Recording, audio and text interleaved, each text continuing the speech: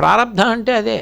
కాబట్టి అలసత్వము నిద్ర, అసలు ముందు ఈ అలసత్వం అన్నది, అతి నిద్ర అన్నది మనిషి ఆయుర్దాయాన్ని నిష్కారణంగా పాడు చేసేసేవి.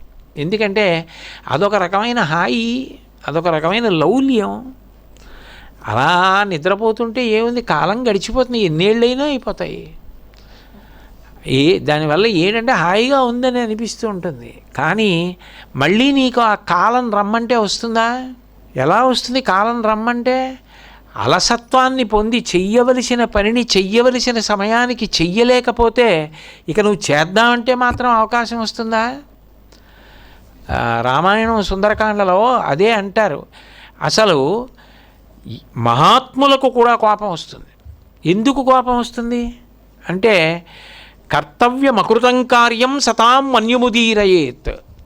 సత్పురుషులకు కూడా కోపం దేనికి వస్తుంది అంటే చెయ్యవలసిన పనిని చెయ్యవలసిన సమయానికి చెయ్యని వాళ్ళని చూస్తే అసహ్యం వేస్తుంది. వీళ్ళకి చెయ్యవలసిన సమయంలో ఎందుకు జ్ఞాపకానికి రాదు? ఇది మనం చెయ్యాలి అన్నది ఎందుకు స్ఫురణలోకి రాదు అంటే అక్కడ దృష్టి లేదు.